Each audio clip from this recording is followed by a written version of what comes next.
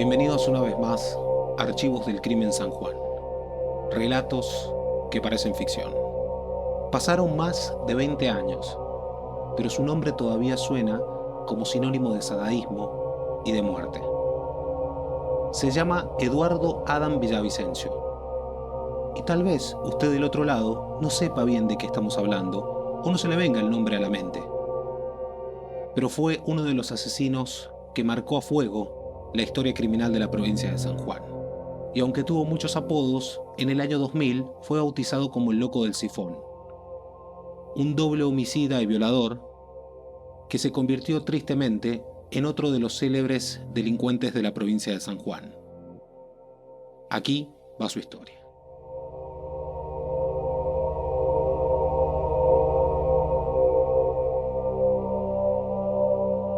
Antes de convertirse en ese violador serial que conmocionó a la provincia de San Juan por sus demenciales ataques, Eduardo Adam Villavicencio fue un niño que nació dentro de una familia desgarradoramente pobre. Desde que llegó a este mundo, el 6 de mayo de 1980, digamos que sus días siempre transcurrieron en el mismo lugar, en Villa Dolores, en dicho departamento. Según detallan parte de los informes que se conocieron al respecto de esta persona, el ambiente en el cual creció siempre estuvo signado por la violencia y el desprecio a otros seres humanos. De hecho, cuando a Villavicencio lo atraparon por los crímenes que cometió, él mismo dijo que no tenía a nadie quien lo llorara en este mundo.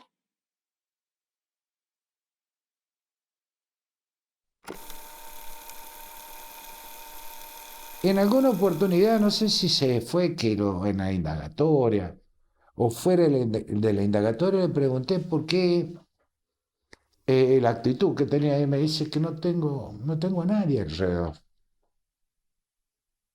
Es decir, era como una persona que no tenía una familia que lo contuviera. Villavicencio era un muchacho de contextura delgada, de piel morena y cabello ondulado, que no había podido lograr terminar la escuela primaria. A pesar de sus cortos 12 años, Villavicencio ya había probado el alcohol y el pegamento, el cual aspiraba de tanto en tanto y lo mantenía en una especie de realidad alterna. Tuvo una madre ausente y un padre violento, y de esta manera su único hogar fue la calle, donde lamentablemente adquirió sus adicciones y el hábito de delinquir.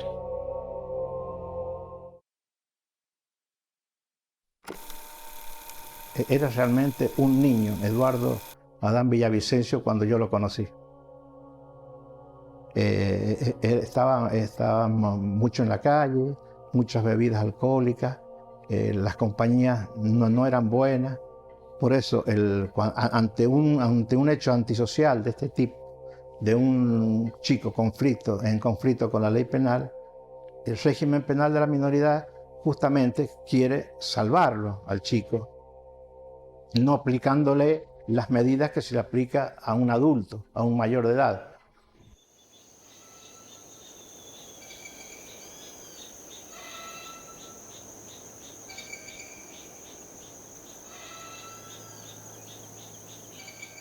Cuando tenía 14 años, empezó a cometer los primeros delitos. Esto, por supuesto, lo llevó a transitar los diferentes calabozos de las dependencias policiales. Aquí hay que tener en cuenta algo muy importante, porque Villavicencio contó que en una de esas dependencias, otro de los detenidos que estaba en el lugar lo abusó sexualmente. Esto sería, para algunos especialistas, uno de los detonantes que lo llevó a cometer su primer ataque sexual cuando Villavicencio tenía solo 15 años.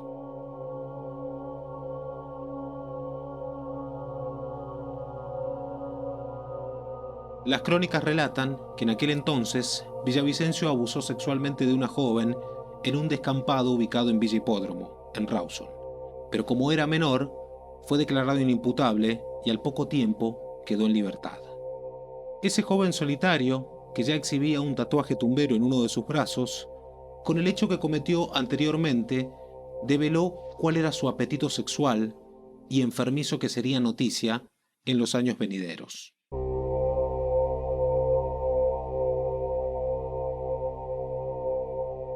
Si nos fijamos en el prontuario de Villavicencio, vamos a encontrar una serie de diversos delitos. La mayoría son hurtos y atentados contra la autoridad, pero como era menor, él siempre salía a la calle. Tal vez uno de los hechos que comenzó a mostrar lo que sería el perfil de este delincuente fue lo que sucedió la madrugada del 6 de abril de 1997, cuando atacó violentamente a una pareja que estaba teniendo relaciones sexuales en un descampado. Él mismo estaba ubicado cerca del viejo boliche Ozono, en Ruta 40 y Calle 5, y sucedió de la siguiente manera.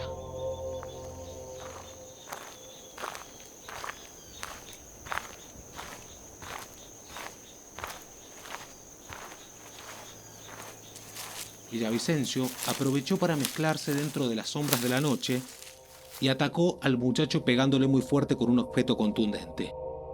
Luego intentó abusar sexualmente de la chica, pero como los jóvenes se defendieron y lo enfrentaron, no le quedó más remedio que fugarse. Eso sí, antes de marcharse, decidió llevarse consigo varias pertenencias de las víctimas. Algunos testimonios señalan que Villavicencio ya había intentado cometer maniobras similares en el mismo lugar donde atacó a la pareja. Lo que sí se sabe es que la madrugada del 21 de diciembre cometió la misma maniobra. También en el mismo descampado, cerca del viejo boliche Ozono.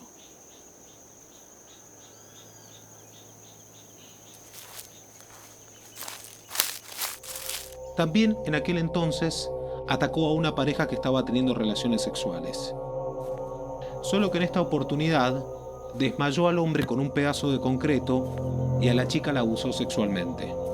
Días más tarde atraparon a Villavicencio y este, con total frialdad y como si fuera una especie de confidencia, le dijo a uno de los policías que la chica parecía una loca.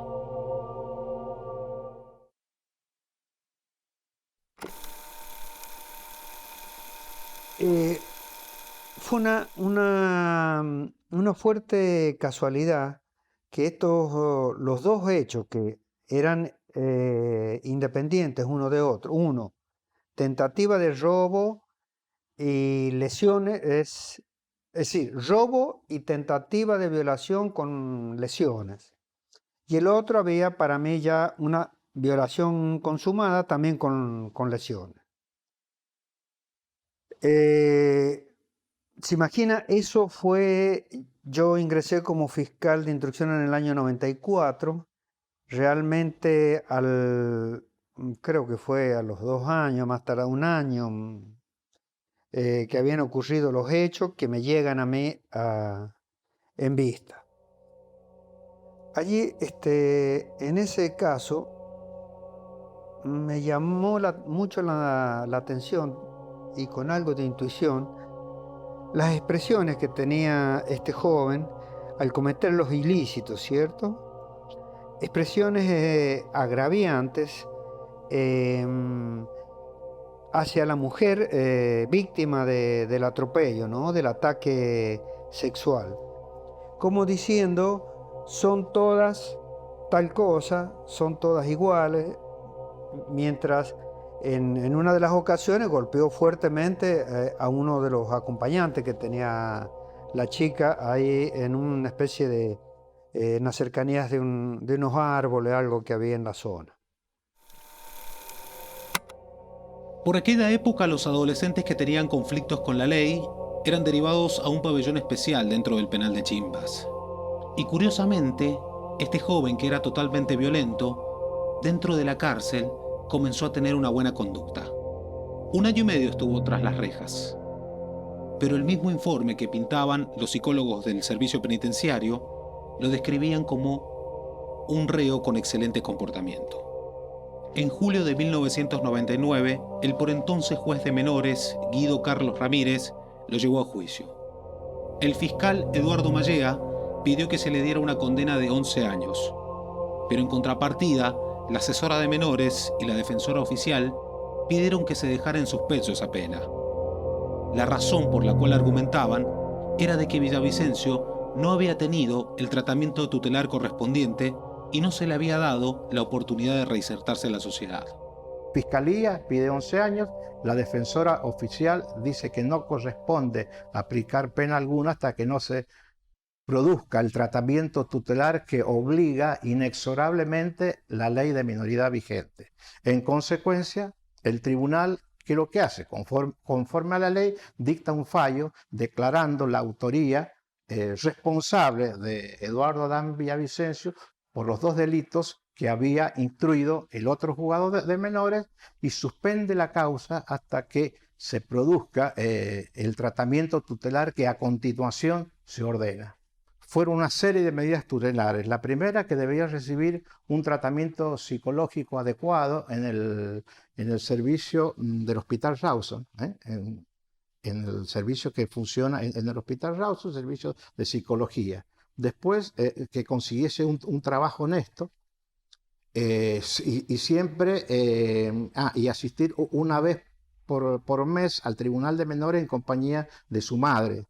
Prohibición de deambular de 10 de la noche hasta las 8 de la mañana, que concurriese a un centro educativo, que no cometiese nuevos delitos y que tampoco consumiese bebidas alcohólicas o sustancias. Por lo tanto, al juez Guido Carlos Ramírez no le quedó otra opción que poner en suspenso la condena de 10 años que habían pactado, y de esta manera Eduardo Adán Villavicencio recuperaba la libertad.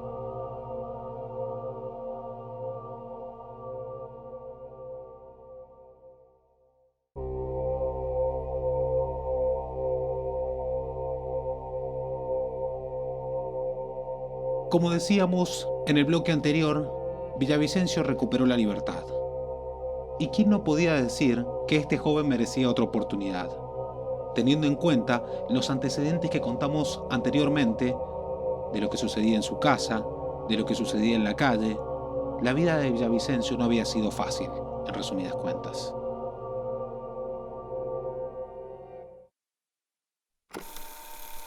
Como esas medidas tutelares, insisto, no se pueden cumplir en la cárcel, evidentemente, porque ¿qué es lo que la ley del régimen penal de la minoridad, que es del año 1980 y todavía hasta hoy está vigente, ¿qué es lo que quiere? Es salvar al niño. Aplica un tratamiento tutelar, un tratamiento correctivo para que no reincida en aquellos delitos graves que haya cometido. Entonces el juzgado aplica toda esta serie de medidas tutelares, ¿cierto? Y se lo entrega a la madre. El 30 de noviembre de 1999, Eduardo Villavicencio fue entregado a su madre y quedó en libertad. De esta manera, la justicia le daba otra oportunidad a Eduardo Villavicencio. Lo que no sabemos es si él supo aplacar la bestia que llevaba dentro de sí o si era un gran farsante, porque él mismo aceptó hacer los tratamientos psicológicos que le habían propuesto, incluso después de cometer 2 de los crímenes más aterradores dentro de la historia de San Juan.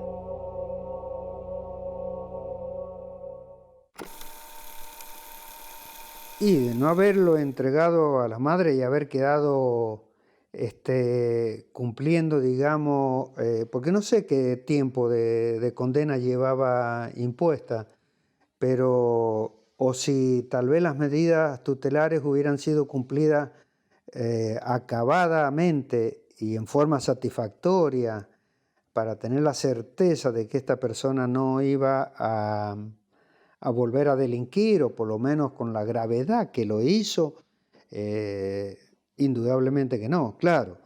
Es como también estar diciendo esto con el diario del día lunes, ¿no? Lo primero fue lograr esclarecer estos 2 hechos que yo ya los consideré graves. Y luego, bueno, lamentablemente sucedieron esos hechos que realmente a mí también me llamaron muchísimo la atención, me preocuparon como a cualquier ciudadano común frente a qué tipo de persona estábamos. Increíblemente, Al otro día de esa primera sesión, como terapia psicológica que le había exigido la justicia, Eduardo Villavicencio salió en su bicicleta de madrugada a buscar una de sus víctimas, como si fuera una bestia que busca a sus presas en medio de la oscuridad.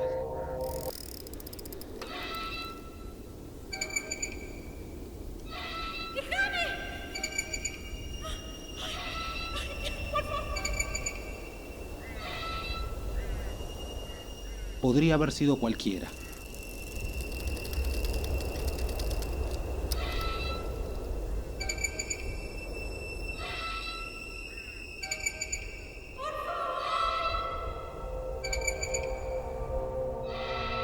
La mala suerte fue para un matrimonio que dormía en su casa la madrugada del 22 de enero del año 2000 en el barrio Sarmiento. Villavicencio, como si fuera un ladrón, ingresó dentro del domicilio, trepando uno de los portones de la casa, y fue directamente al dormitorio donde dormía la pareja. Pero Villavicencio no iba a robar a ese domicilio. Sus intenciones eran otras.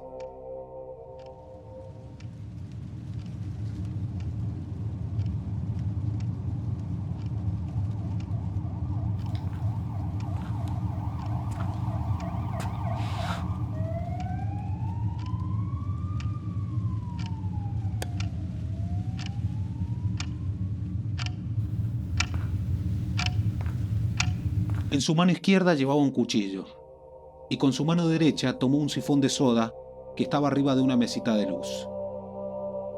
Después, omnipotente y con toda la furia, atacó al hombre que estaba durmiendo junto con su esposa.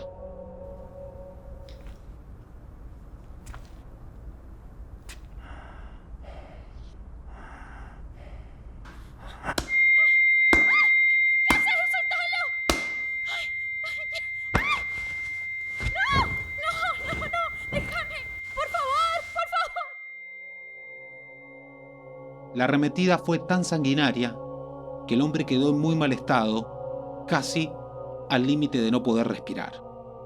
Amenazó a la mujer de ese hombre que yacía bañado en sangre y comenzó a ultrajarle en la misma cama.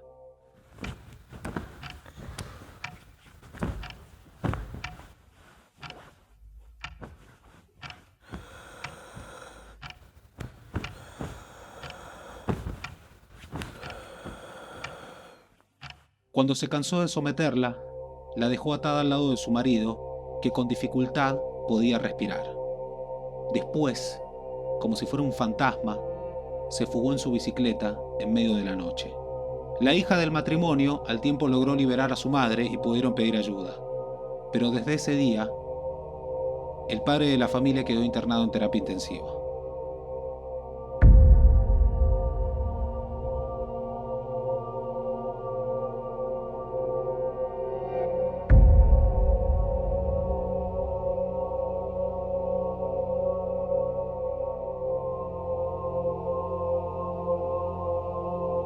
Por ese entonces nadie sabía quién era Villavicencio, ni que él había sido el autor de este aberrante hecho. La policía tuvo 2 semanas de desconcierto en la investigación, y Villavicencio, por su parte, permanecía totalmente inmune ante esta situación, porque en los días posteriores decidió visitar nuevamente a su psicólogo y continuar con el tratamiento que le habían asignado para reinsertarse a la sociedad. Pero eso no le duró mucho, porque el 6 de febrero de ese mismo año, Villavicencio volvió a subirse a su bicicleta y atacó de madrugada, esta vez dentro del barrio Escobar, en Rawson. En aquella oportunidad, la maniobra fue similar. Villavicencio se introdujo por una ventana y entró directamente a la habitación de la pareja. Llevaba también consigo un cuchillo y da la casualidad, o no, de que encontró un sifón en la cocina. A diferencia del ataque anterior, este fue más sanguinario. Al hombre que dormía con su pareja, lo atacó de una manera tal que lo mató al instante, en tanto que el calvario que tuvo que pasar la mujer fue igual o peor de doloroso, porque además de ver cómo golpeaban a su marido, tuvo que soportar el humillante ultraje sexual del cual fue víctima.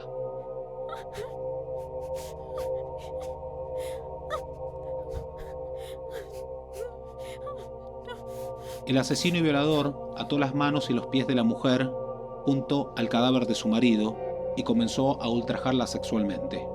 Fue un ataque demencial que duró aproximadamente 4 horas, en la cual Villavicencio se regocijaba, insultándola, escupiéndola e incluso mordiéndola.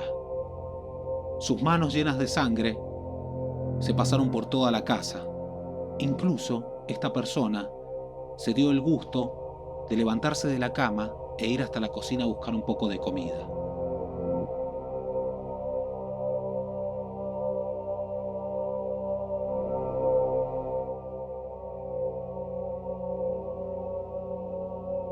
Y antes de marcharse, decidió robarle algunas pertenencias y después, como si nada hubiera pasado, tomó su bicicleta y se fugó en medio de la noche.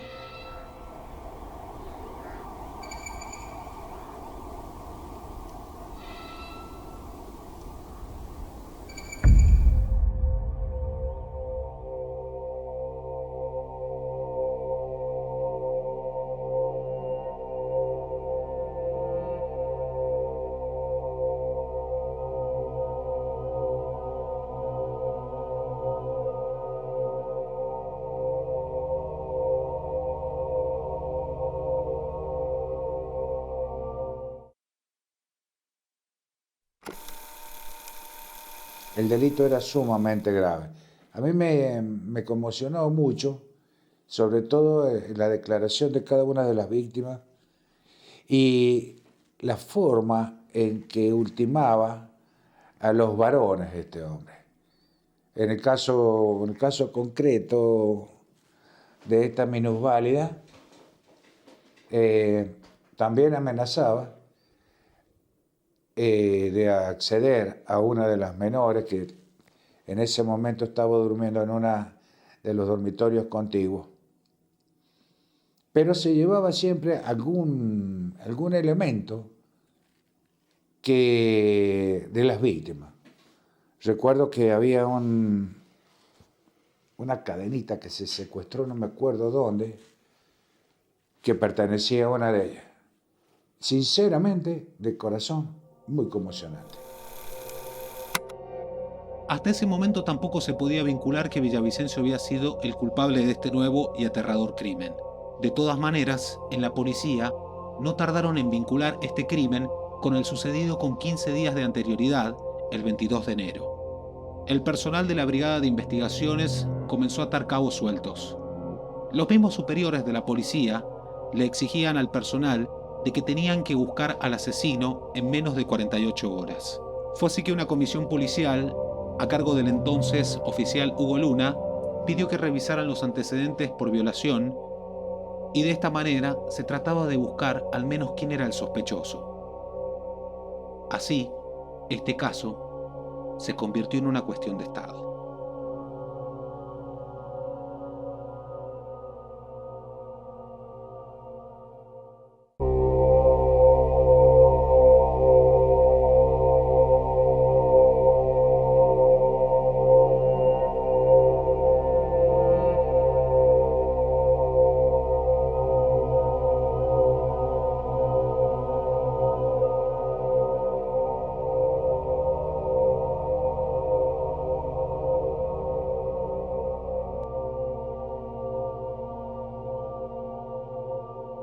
Todos los medios hablaban sobre este misterioso asesino y violador. Fue entonces que un grupo de periodistas de Diario de Cuyo, de la sección policial, decidieron buscar algún denominador común que tenían sobre estos crímenes. O sea, no era una persona normal. O sea, el modo de ejecutar el delito no era típico de un delincuente común, digamos, por caracterizarlo de alguna manera. O sea, salía de lo común eso. Por esto, en los dos casos, los últimos dos, que usa un sifón, fue coincidencia que encontrara sifones en las casas, porque en realidad los sifones eran de las mismas víctimas. A ver, en esa época nosotros hacíamos policiales con Gustavo Martínez y Walter Vilca, y bueno, medio como que, digo, siguiendo esta tradición de que al delincuente de alguna manera se lo caracteriza con un apodo, porque en teoría eso produce como una familiaridad con el lector. En ese caso, hoy día tenemos medios audiovisuales, otras posibilidades de llegar a la audiencia, entonces se decidió ponerle el loco al sifón por eso, por el empleo de ese elemento.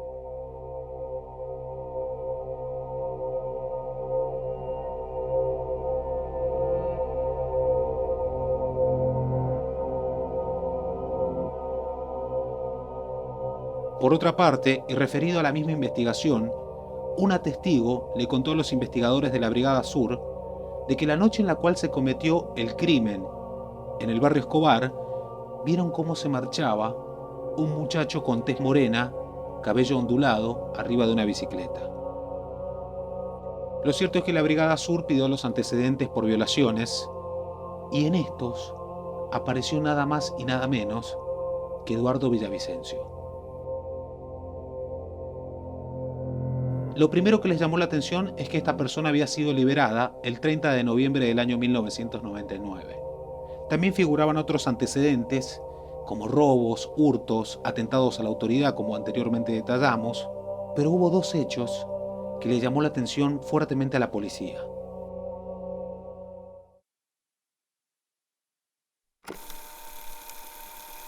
Este muchacho, que ya no debe ser ningún muchacho, cuando era menor, cometió en 1999, atacó a un par de parejas. En ese momento, la información que se manejaba en ese momento era que había atacado con un trozo de escombro y había sorprendido a una pareja en un descampado, lo ataca creo que era un panadero el hombre, si mal no recuerdo, con un trozo de escombro y intenta violar a la chica o la viola. La cuestión es que no,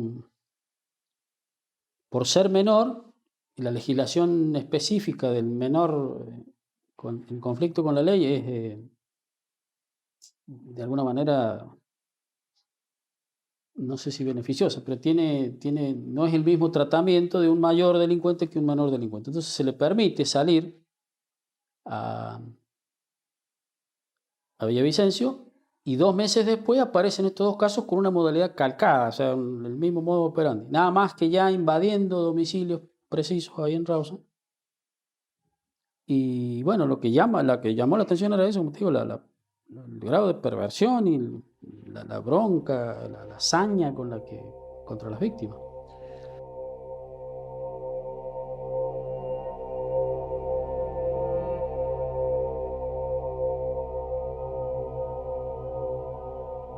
Esto puso en la mira a Eduardo Adán Villavicencio, o el Negro Villa como lo conocían en aquel entonces. Fue así que ese mismo día en el cual se cometió el crimen en el barrio Escobar, la policía procedió al allanamiento y a la búsqueda de esta persona.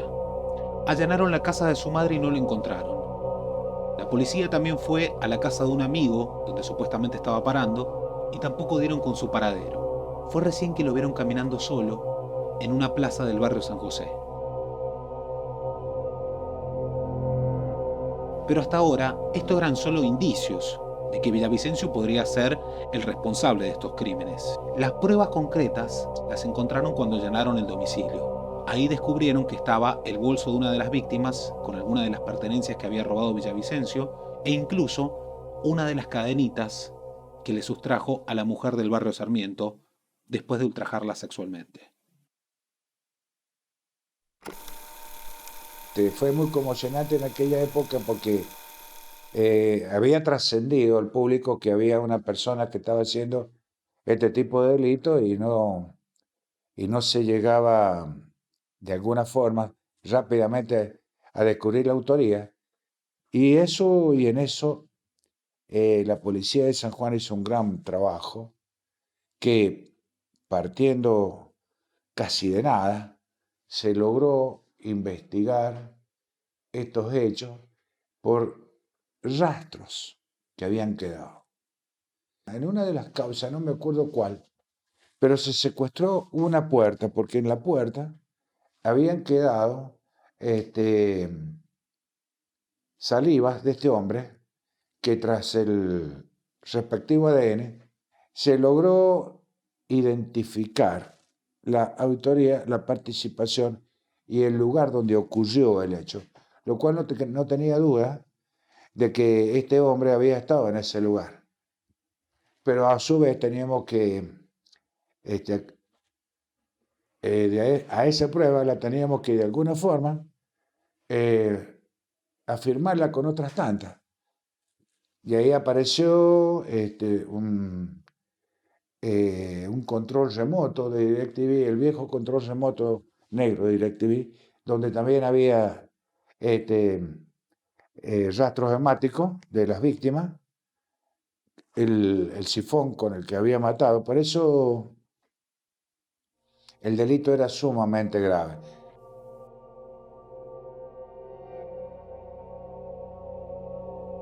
Los policías que lo atraparon a Villavicencio contaron que él nunca se mostró ni siquiera preocupado. Es más, en una parte de la causa atestiguan que él mismo dijo: no tengo a nadie que me llore, como siendo un presagio del futuro que le esperaba en los años de sombra que iba a tener que transitar por los crímenes cometidos. Como te decía, una persona que comete un delito de esta naturaleza, tanto como un homicidio, cuando son aprendidas, su aspecto es de una persona abatida, una persona que es inocente, viene con una actitud distinta. Por supuesto que viene con una actitud defensiva que lo exterioriza, no solamente con expresiones que te pueden llegar a confundir si esa persona es o no el autor de un delito. Pero en este caso venía una persona abatida, sucia en su aspecto, como te dije, que es como que dice: ya está, ya está. La policía lo aprendió, no digamos que le estamos aceptando todo, pero una persona abatida porque luego de tantas corridas, idas y vueltas, la persona queda como desarmada. La causa del primer asesinato cayó en manos del juez José Atenágoras Vega, del cuarto juzgado de instrucción, en tanto que la causa por el segundo asesinato cayó en manos del juez Leopoldo Zavalla Pringles, del primer juzgado de instrucción, que luego giró las actuaciones al juez Vega. Pasado unos días, el 17 de febrero, falleció el hombre que había sido brutalmente atacado el 22 de enero en el barrio Sarmiento. De esta manera, se consumaba el segundo asesinato de Eduardo Villavicencio.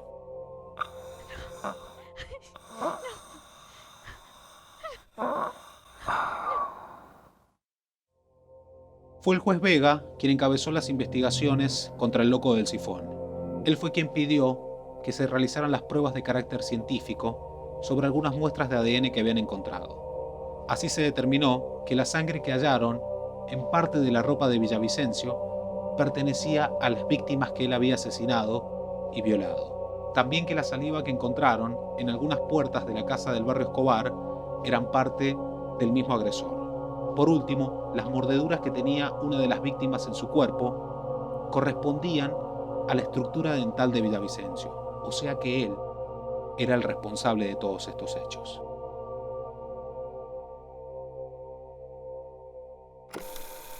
Sí, a ver, el poco contacto que tuve con él, porque lo vi, un tipo extremadamente frío, y la psicología criminal, al menos la con la que he tomado contacto yo en los años de trabajo, te habla de que estas personalidades son personas psicopáticas. El psicópata desde la psicología se lo caracterizan como algún tipo frío, desafectivo, que no tiene remordimiento, que no siente culpa, por eso transgrede. O sea, el tipo, la consecuencia del acto no le interesa.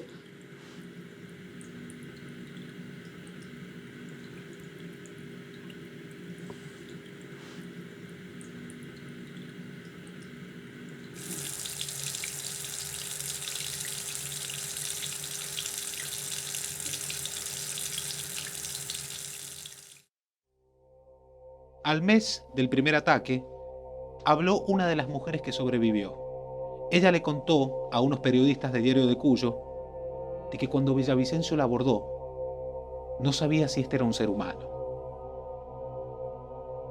Más tarde, en el mismo testimonio, aseguró que no le guardaba rencor y que lo único que pedía era que se hiciera justicia.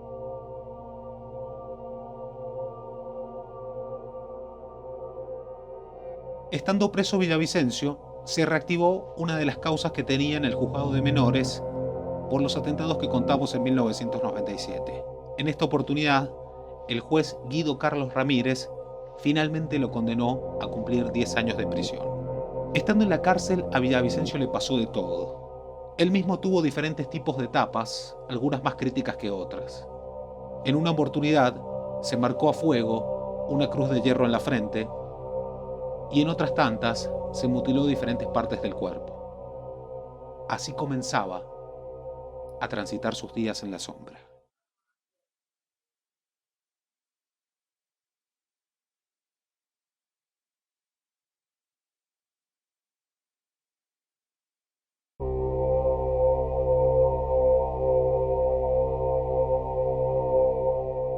Eduardo Adán Villavicencio, el loco del sifón, fue llevado a juicio en noviembre del 2001 en la Cámara 1 en lo penal y en lo correccional.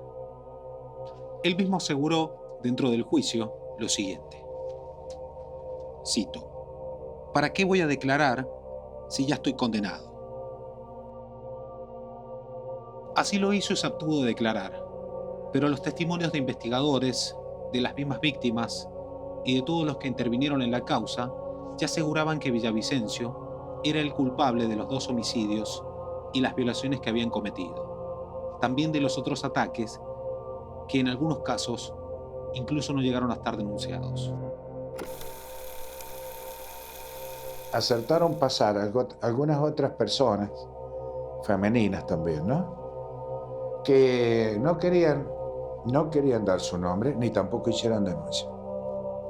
Pero sí, de alguna forma dejaban trascender de que esta persona había hecho algún tocamiento, no sé si furtivo o doloso, pero siempre relacionado al sexo. Por otra parte, en sus últimas palabras y antes del veredicto, Villavicencio dijo lo siguiente: solo quiero decir que si paso todos los días de mi vida en el penal de Chimbas, seré perdonado por Dios. Finalmente, los jueces Diego Román Molina, Arturo Beler Frau y Raúl Iglesias lo condenaron a la prisión perpetua con asesoría por tiempo indeterminado. De esta manera, se dio pie al pedido del fiscal Gustavo Manini y ni siquiera la defensora oficial se puso a la condena perpetua. Eso sí, en su caso pidió que no se tuviera en cuenta la asesoría por tiempo indeterminado y además que se le brindara tratamiento psicológico y psiquiátrico a Villavicencio por el bien de él y por el bien de todos.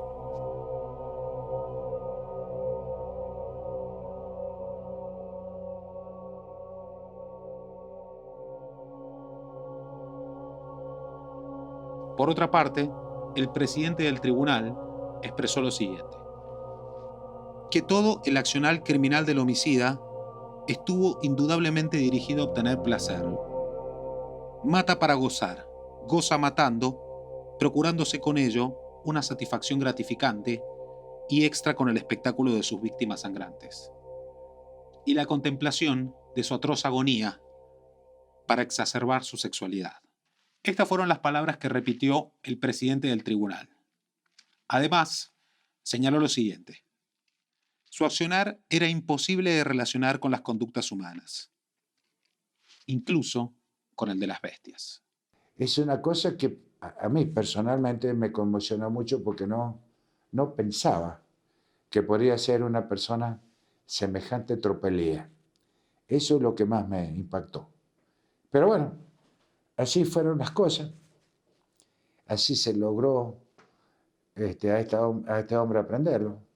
Se acumularon las causas que estaban ya en otros ámbitos tribunalicios, y se elevó la causa a juicio con toda, pero te reitero, la persona en sí no era violenta, era como que aceptaba todo. Los días entre rejas y las condenas social fueron los peores castigos para Villavicencio, que pasó de todo dentro del penal, rodeado de delincuentes y maleantes. No se trataba de un preso común y corriente. De hecho, como fuimos contando en esta historia, y como los mismos informes psicológicos tratan al respecto, Villavicencio era una persona que estaba carente de afecto, algo que lo persiguió por largos años en su condena dentro del penal.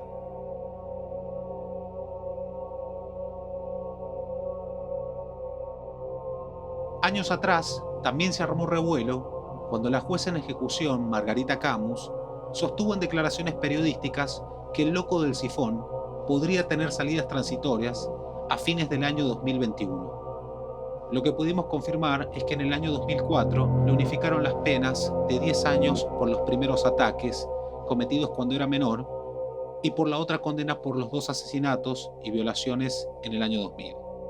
Es decir, que le quedó como única pena la reclusión perpetua con asesoría por tiempo indeterminado. Es decir, que en teoría el loco del sifón tendría que estar preso por lo menos hasta el 2030.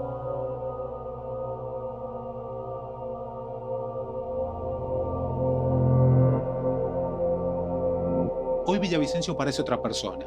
Buscó refugio dentro de la religión evangélica, en la cual supo volcar su fe, y al mismo tiempo logró terminar la escuela primaria.